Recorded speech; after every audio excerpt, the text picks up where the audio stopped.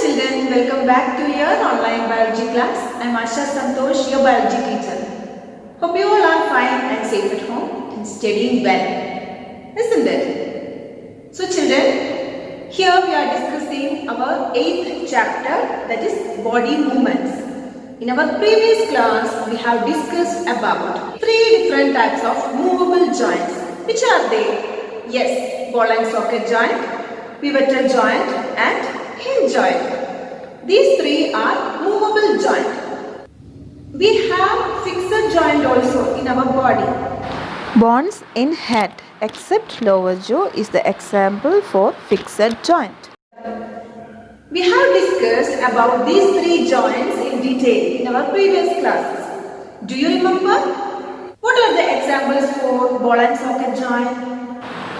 Shoulder joint and hip joint are the examples. Then what are the examples for pivotal joint? The joint between neck and head is the example for pivotal joint. Then what about hinge joint?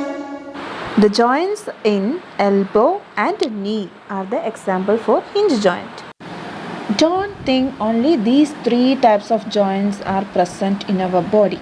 Many other types of joints also present. These are the 3 main types of movable joints in our body. You will learn more about joints in your higher classes. Hope all of you have studied very well our previous topic.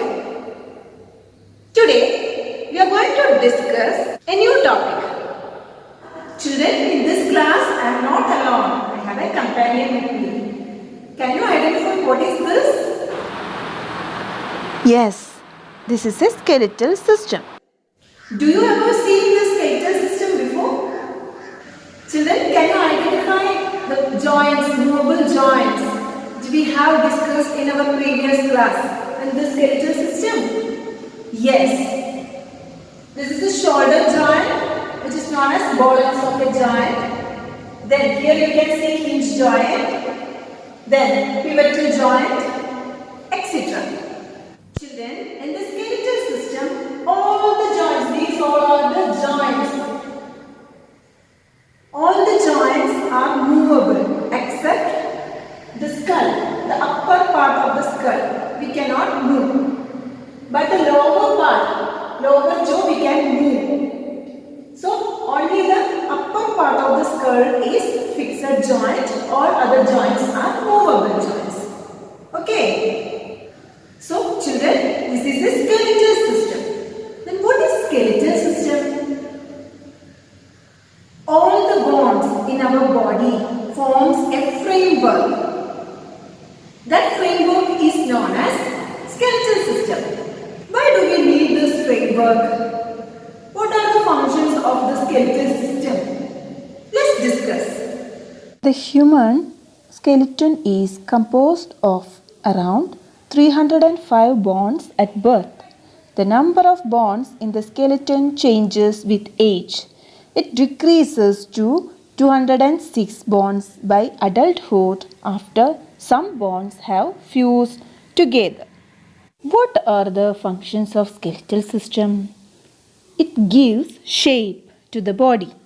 It allows movement of various body parts. It protects the delicate internal parts. How do we know that this is the shape of a human skeleton?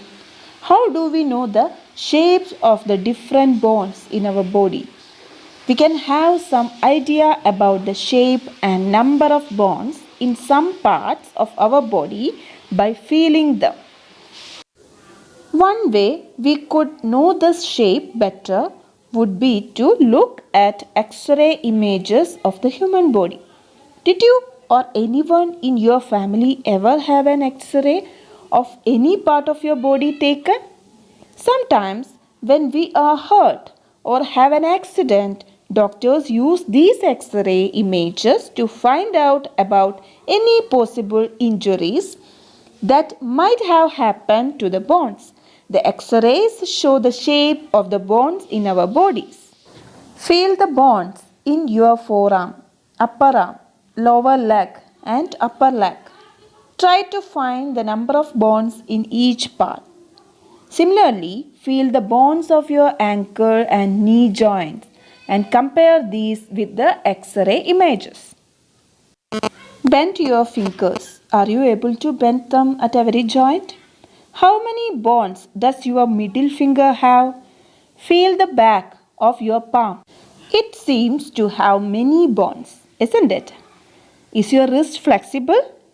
It is made up of several small bones called carpals. What will happen if it has only one bone? Yes, we cannot move our wrist. The skeletal system is made up of different parts. The skull, the rib cage, the backbone, shoulder bones and pelvic bones are the different parts of a skeletal system. Take a deep breath and hold it for a little while. Feel your chest bones and the backbone by gently pressing the middle of the chest and back at the same time. Count as many ribs or bones of the chest as possible. We see that the ribs are curiously bent. They join the chest bone and the backbone together to form a box. This is called a rib cage. There are 12 pairs of thin, flat and curved bones called ribs. The ribs join to form a cage called the rib cage. The rib cage provides protection to our lungs and heart. Ask some friends to touch their toe without bending their knee. Starting from the neck, move your fingers downwards on the back of your friend. What you feel is the backbone. It is made up of many small bones called vertebrae. The backbone consists of 33 vertebrae. The rib cage is joined to these bones. The backbone protects the spinal cord. Let me ask one question. If backbone was made up of only one long bone, will your friend be able to bend? No, not at all, right?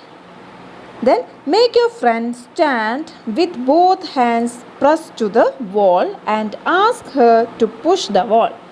Do you notice two bones on the back are prominent where the shoulders are? They are called shoulder bones. Here you can see pelvic bones. They enclose the portion of your body below the stomach. This is the part you sit on. The skull is made up of many bones joined together. It encloses and protects a very important part of the body, that is the brain. So children, what are the different parts of a skeletal system? Yes, the skull, the rib cage, the backbone, shoulder bones and pelvic bones. Very good. We discussed many bones and the joints in our skeleton. There are some additional parts of the skeleton that are not as hard as the bones and which can be bent. These are called cartilage. Feel your ear. Do you find any hard bony parts that can be bent? There do not seem to be any bones here, isn't it? Do you notice anything different between the earlobe and the portion above it? As you press them between your fingers, you do feel something in the upper parts of the ear that is not as soft as the earlobe, but not as hard as a bone, isn't it? This is cartilage. Cartilage is also found in the joints of the body. We have learned about the bones in our body and about joints that help us move in different ways. What makes the bones move the way they do? Let us find out. You just bend your arms and touch it with the other hand. Do you observe a swollen region? This is a muscle. The muscle bulges due to contraction. That means it becomes smaller in length. Now bring your arm back to its normal position. What happened to the muscle? Is it still contracted? You can observe similar contraction of muscles in your leg, when you walk or run. When contracted, the muscles become shorter, stiffer, and thicker. It pulls the bone. Muscles work in pairs. When one of them contracts, the bone is pulled in that direction. The other muscle of the pair relaxes. To move the bone in the opposite direction, the relaxed muscle contracts to pull the bone towards its original position. While the first relaxes, a muscle can only pull. It cannot push. Thus, two muscles have to work together to move a bone. So children, today we have discussed about the skeletal system, different parts of the skeletal system. So hope all of you have enjoyed the class very well. Study the notes, read the lesson regularly.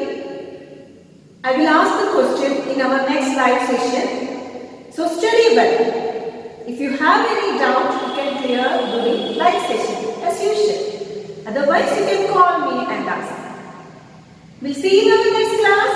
Until then, take care and goodbye.